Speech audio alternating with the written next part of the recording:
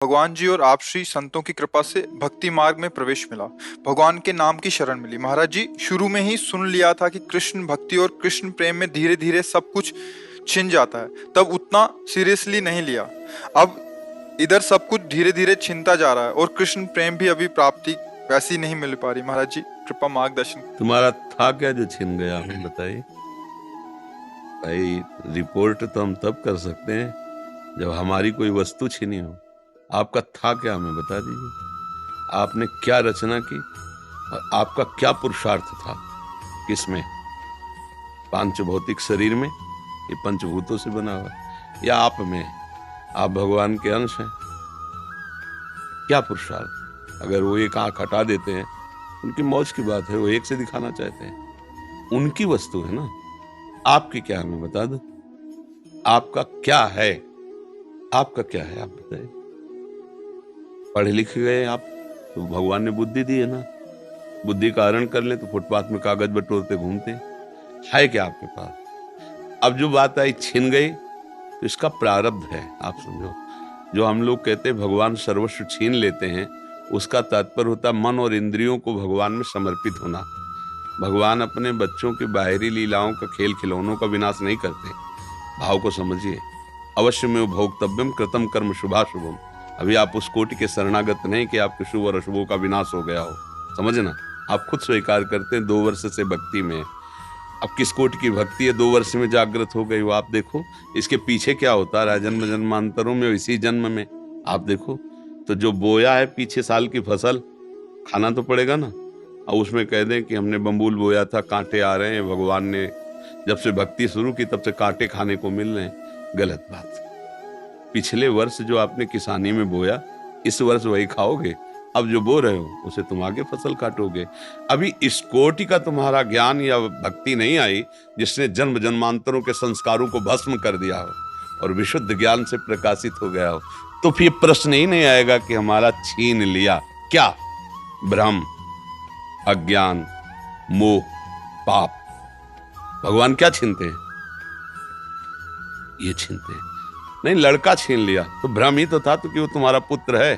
भगवान ही तो आए थे, तुम जान पाए क्या? तुम्हारे कर्म के भोग को देने के लिए उतने समय तक वो भगवान ही अंदर आए हुए थे पुत्र रूप में। तुम भ्रम से अपना मान लिया, इसे रो बैठ के। तुम्हें भ्रम रुलाएगा नहीं। मेरा ऐश्वर्य छीन लिया, तो अनंत ब्रह्मांडों का ऐश्वर्य किसका है? भगवान का है। मुनीम बन के रहते तो ठीक से चल लेते, मालिक बन गए तो माया ने विध्वंस मचा दिया कि मायापति तो सिर्फ एक ही है, श्री हरि। तू मायापति कैसे बन सकता है? तू मेरा बेटा बेटा बन के रहता, मुनीम बन के रहता तो मालिक की संपत्ति।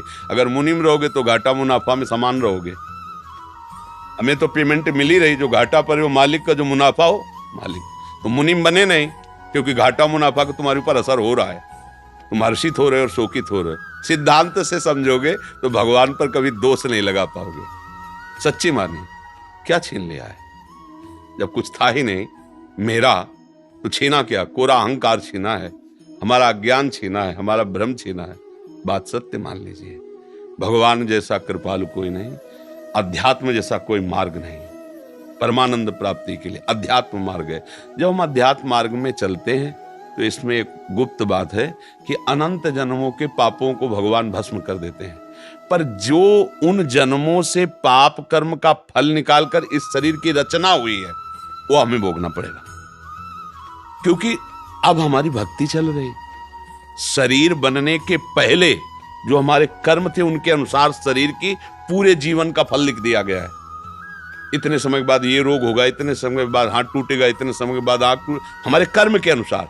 और भक्ति अब हम कर रहे हैं तो हमारी भक्ति पीछे के जो कर्म संस्कार जमा है उनको नष्ट कर दिया।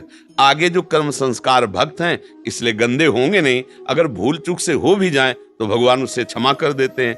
रात न प्रभु चित्त चूक किए की, करत सुरत सैबार ही की। हृदय से देखते मेरा भक्त है, क्षमा कर देते हैं। पर इस शरीर का जो भोग आया है, इसको भोगना पड़ेगा। बड़े बड़े संतों में देखो, रामकृष्ण परमहंस जी के गले में कैंसर था। हर तरह के भोग। श्रीवास जी के आंगन में खड़े होकर महाप्रभु चैतन्य देव अपने परिकर के साथ कीर्तन कर रहे हैं और उनका पुत्र पधार गया। दासी ने कान में आके श्रीवास जी से कहा, पुत्र पधार गया। बीमार था, पधार गया। उनका दोबारा आवाज नहीं। महाप्रभु के कीर्तन में फर्क नहीं पड़ना चाहिए। और मंजीरा जोड़ के और जोर से कीर्तन करने लगे, नाचने लगे। महाप्रभु चैतन्य देव रुक गए। उनका श्रीवास मेरा मन कुछ शुष्क सा हो रहा है, कोई घटना घटी क्या? उनका प्रभु क्या घटना घट सकती, जहां आप मंगल मूर्ति नाम कीर्तन हो रहा वहां घटना क्या कर सकती? तब किसी भक्त ने बताया कि श्रीवास का बेटा पधार गया। तो उनका बताया कि उन्होंने बोले प्रभु बताने की क्या बात है, आपका था, आपने उसे अपनी सेवा में भेज दिया। और जिस जीव को यह सौभाग्य मिले कि आप स्वयं कीर्तन कर रहे हैं और वो पधार रहा है, इसके लिए तो बड़े बड़े ऋषि मुनि याचना करते हैं। प्रभु ये कोई शोक की बात है, ये कोई दुख की बात है? ले वो आनंदित है, पुत्र पधार गया, वो आनंदित है कि उस जीव को जो सौभाग्य मिला। बड़े बड़े ऋषि मुनि ऐसी याचना करते हैं, और वो था नहीं मेरा, आपका था, आपने बुला लिया आपने। अब ये है भक्ति का रंग, इसमें क्या छिन गया? जो जीव जितने समय के लिए आया उतने समय तक रहेगा और चला जाएगा। ये शरीर जितने समय तक के लिए पहले ही निर्धारित हो चुका है, इसके बाद ये चला जाएगा। भैया अगर विवेक से देखोगे तो भगवान की कृपा तुम्हें दिखाई देगी, अविवेक से देखोगे तो लगेगा भगवान के साथ हमने क्या बुरा किया जो उन्होंने हमारा छीन लिया। और भगवान स्पष्ट कह रहे हैं, अवश्य में वो भोक्तव्यम कृतम कर्म शुभाशुभम, भोगना पड़ेगा तुम्हें जो तुम कर्म कर रहे हो। एक उपाय है, ऐसी शरणागति प्राप्त करो कि अहम भी समर्पित हो जाए, तो सब भस्म हो जाएगा। अभी उसमें प्रवेश ही नहीं हुआ है, उस शरणागति में तो प्रवेश ही नहीं हुआ।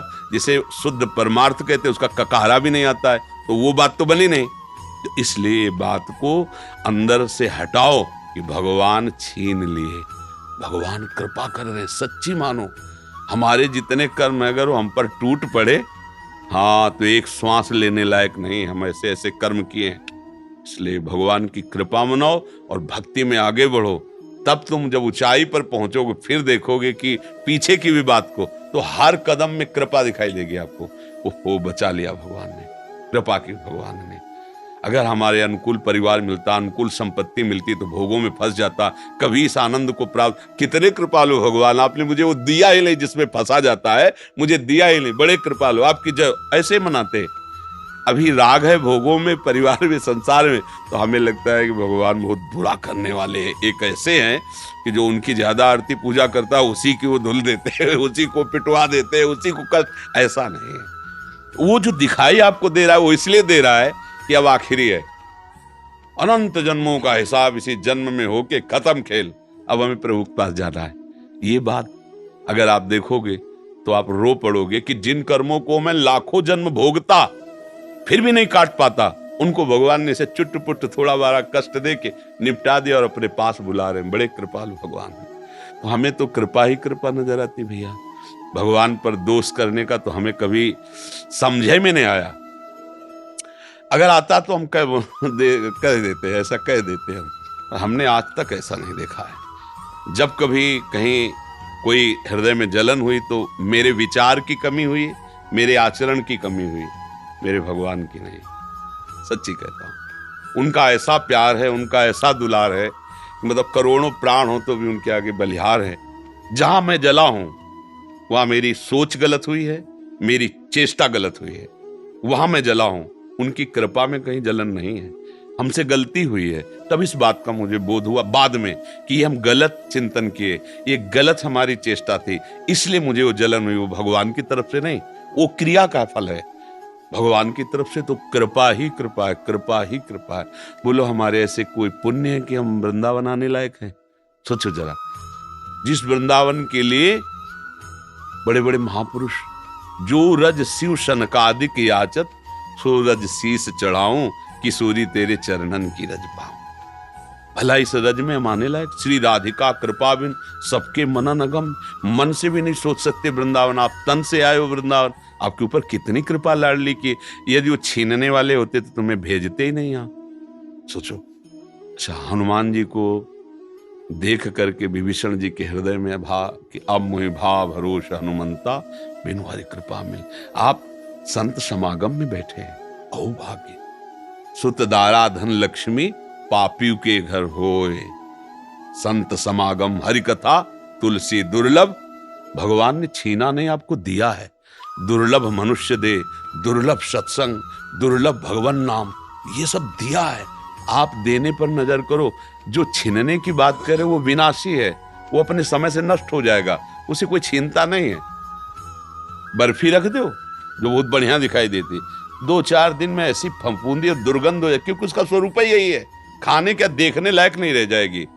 देखो एक समय चिकने चुपड़े बच्चे थे, जवान हुए, झुर्रियां पड़ रही, मरने की दशा आ रही, ये भगवान थोड़ी कर रहे हैं, ये इसका स्वभाव है भैया।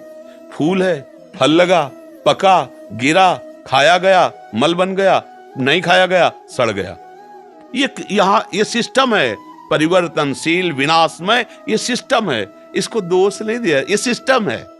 हर लोग का अलग अलग सिस्टम है, ये यहाँ का सिस्टम है। वही तुम्हारे साथ जब हो रहा, तुम्हें लग रहा भगवान छीन रहे, तो यहाँ कुछ अविनाशी हो तो मुझे बताओ, कुछ अविनाशी, प्रभु ने अविनाशी चीज तुम्हारी छीन ली हो तो हमें बताओ। जब भगवान लिख दिए हैं, मान लो आप जाओ किसी पुस्तकालय में और कह दो जरा 1 इंजेक्शन 2 टेबलेट और वो जरा, तो कहेगा भैया लिखा क्या देख लो इसमें। बोले पुस्तकालय, तो बोले आप मांग क्या रहे हो, औषधालय जाइए आप, इसमें भगवान ने लेबिल में लिख दिया है दुखालयम अशाश्वतम, दुखालय और नाशवान। अब भगवान ने क्या छीना है भैया, इसमें लेबिल लगी हुई, पहले पढ़ो, जहां तुम आए हो इसका नाम मृत्यु लोक है, इसमें दुख ही दुख है, इसमें सब कुछ छूटने वाला है। अब तुम पकड़ के बैठो कि हमारा ना छूटे, तो आज तक कोई ऐसा नहीं रहा कि जिसका पकड़ा हुआ कुछ बचा हो, सब छूट गया है, शरीर भी छूट गया है। क्या मिला? नाम, परम धन राधा नाम। कबीरा सब जग निर्धना, धनवंता नहीं कोई, धनवंता सोई जानिए जाके राम नाम, राधा नाम, कृष्ण नाम, श्याम नाम। तो भैया आपको प्रभु ने दिया है, वो दाता है, वो लेने वाले थोड़ी है। भूल से सरकारी संपत्ति पर कब्जा कर लो और जब सरकारी पार्षद आके छुड़ाएं तब आप गाली दो सरकार को, तो भाई देखो तुम्हारी भूल है, माफीनामा तुम्हें लिखना चाहिए। सरकारी जमीन पर कब्जा किए हो और इसके बाद जब छुड़ाने आ रहे हैं तो आप गाली दे रहे हो, तो गलती आपकी हो रही ना। ये सब कुछ सरकारी है, भगवान का है, सेवा के लिए मिली ये गाड़ी बंगला, सेवा के लिए मिली। भगवान की सेवा कर कर, परिवार की सेवा करके अपने ऋण से मुक्त हो जाओ, भगवान को प्राप्त हो। अब मान लिया अपना और चाहते हो कि अविनाशी बना रहते हो, कुछ अविनाशी नहीं भैया, सब धोखा ही धोखा है। अगर कोई आप प्रमाण दो कुछ भी अविनाशी हो तो बताओ। भगवान भी अवतार लेते हैं तो समय के साथ अंतर्ध्यान हो जाते हैं, समय के साथ, समय जितना लेके आए उतना ही। जब भगवान नहीं ज्यादा रुके समय के आगे प्रगट अवतार में, तो हम तुम कैसे आशा करेंगे भैया जरा हमें संजीवनी मूर्ति चटा देना कि हम थोड़ा नहीं। जितनी आयु है, छठी राव के अंक जो विधना ने लिख दिए, छठी राव के अंक, राई घटे न तिल बढ़े, रहुरे जीव निशंक। यहाँ जो होला है वही होगा। तुम राधा राधा जपो, धर्म से चलो, जो साथ है उनको लेके चलो, जो छूटते जाए जय श्री राधे, आगे बढ़ो। ये महाप्रस्थान लीला है। अगर यहाँ पकड़ के बैठे हमारा लड़का, हमारी पत्नी, हमारी संपत्ति, हमारा शरीर, हम विद्वान, हम धनी, तो बाद में रोने के सिवा हाथ कुछ नहीं लगेगा, क्योंकि ये सब तुम्हारा ना था, ना है, न रहेगा, पक्का किसी का लिए ऐसा होगा। शुद्ध बात समझ लोगे ना तो आनंदित हो जाओगे। और नाटकबाजी से इसका हल होना नहीं है। नाटक में नाटक क्या, गंदी नाली के पानी से हाथ धोगे तो पवित्र थोड़ी हो जाएंगे। माया का नाटक चल रहा है। मैं और मोर तोर तय माया, एकमात्र भगवान है, दूसरा कुछ नहीं। माया ही सब कुछ ऐसा दूसरा दिखा रही है। भजन करो, माया का नाश होगा तो आप खुद समझ जाओगे कोई नहीं, आप सत्य स्वरूप भगवत स्वरूप हैं। आप कोई मनुष्य नहीं हैं, आप कोई जीव जंतु नहीं है, आप भगवान के अंश अर्थात भगवत स्वरूप हैं आप। बस यही तो भूल गए, और यही याद आ जाए तो अभी मस्त हो जाओगे, अभी आनंद आ जाएगा। कोई था नहीं, कोई है नहीं, कोई रहेगा नहीं। एक ही था, एक ही है, एक ही रहेगा। बात पकड़ लीजिए। दूसरा तुमने जो माना है तुम्हारा भ्रम है, इसलिए तुम्हें रोना पड़ेगा, भयभीत होना पड़ेगा, दुखी होना पड़ेगा। यही तो हो रहा है ना।